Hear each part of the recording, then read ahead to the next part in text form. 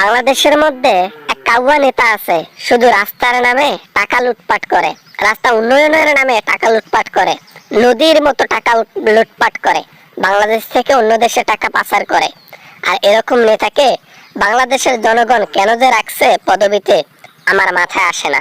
বেটা, আমি ওবায়দুল কাদের আসি বলে আজকে বাংলাদেশ ডিজিটালে পরিণত হলো। আজকে ওবায়দুল কাদেরের জন্য রাস্তাঘাট এত আয়নার মতো ঝকঝকা ফকফকা চকচকা দেখা যাচ্ছে। আর তুমি বলো আমি বাংলাদেশ থেকে টাকা লুটপাট করি? কোনো ডকুমেন্ট আছে, কোনো প্রমাণ আছে তোমার কাছে?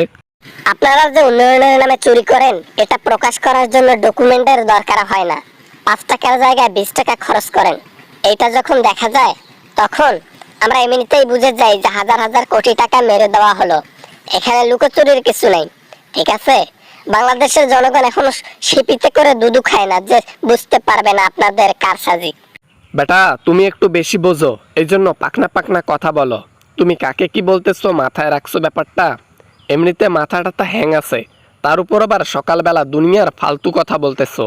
আজকে ওবায়দুল কাদেরের জন্য বাংলাদেশে কতটা উন্নয়ন হয়েছে সেটা একমাত্র জনগণে জানে, তোমার মতো ফালতু পোলাপান না।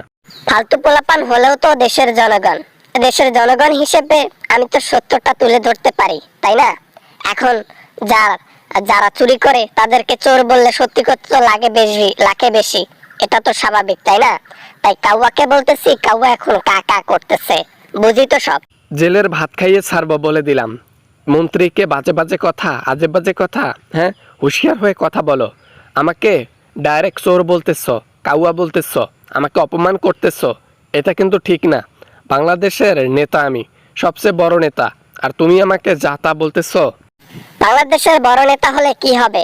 আপনি তো আসল চোর। চোর তো ওইখান থেকে জন্ম নিয়েছে। চুরি, ডাকাতি এবং লুটপাট এবং টাকা পাচার সবকিছু ওইখান থেকে জন্ম নেয়। উপরেরটা যদি এত বড় চোর হয়, নিচের গুলো তো ডেঞ্জারাস চোর হয়ে বসে থাকবে। এজন্য প্রতিটা নেতাই ছাগল।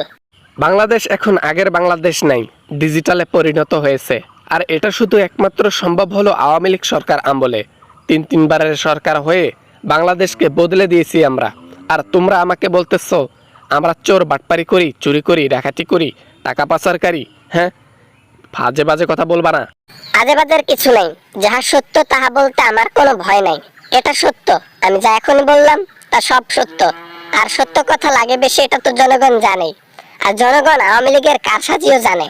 যেখানে উন্নয়ন বেশি সেখানে চুরিও বেশি। এরকম উন্নয়ন বিএনপি অনেক আগে করতে পারতো, কিন্তু তারা সৎ ছিল বলে।